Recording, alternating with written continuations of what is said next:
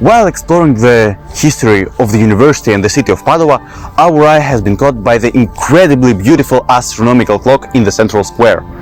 And it was this clock that inspired us to create our project. Not many people know that this clock was built according to the geocentrical system, which was first invented by ancient Greek astronomers and scientists. But why did the ancient Greeks believe in the geocentric model?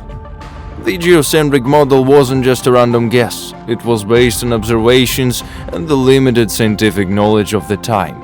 To the ancient Greeks, the movements of the sun, moon and stars across the sky seemed as a clear evidence that everything orbited around the Earth. They also believed that Earth was stationary just because they don't feel it moving beneath their feet.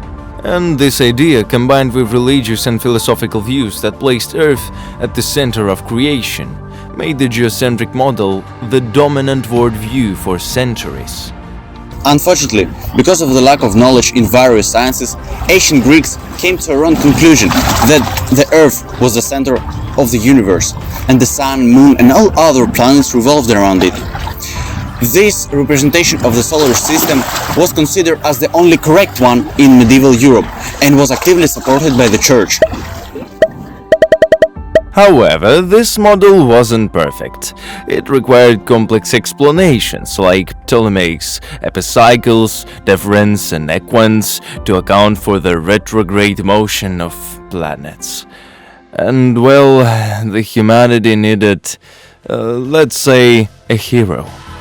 But after almost 2000 years, the student of the University Padova named Copernicus, after his closely studying of ancient Greek scientists' research, came to a conclusion that the geocentrical system was wrong, and in fact, not the Sun revolved around the Earth, but the Earth around the Sun.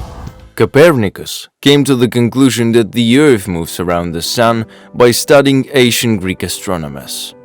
He was familiar with the works of philosophers like Aristotle, Ptolemy, and even earlier ideas from Aristarchus of Samos, who proposed the Sun at the center of the universe.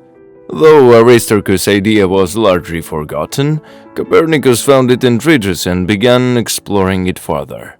One of the main reasons why Copernicus rejected the geocentric model, the one that placed Earth at the center of the universe, was because it was overly complicated. Ptolemy's system used epicycles, small circular motions of planets within their larger orbits, to explain how planets sometimes appeared to move backwards in the sky, a phenomenon known as a retrograde motion. Copernicus found these explanations messy and difficult to accept. Even with the basic observation tools of his time, Copernicus spent many years carefully observing the motion of planets. What he noticed was a simpler explanation could fit in the data better.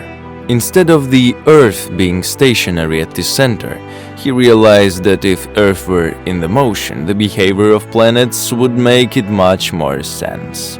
Copernicus didn't just find evidence in mathematics and observation, he also saw beauty in his idea. He believed that the Sun, being the source of light and warmth, was the perfect center of the universe.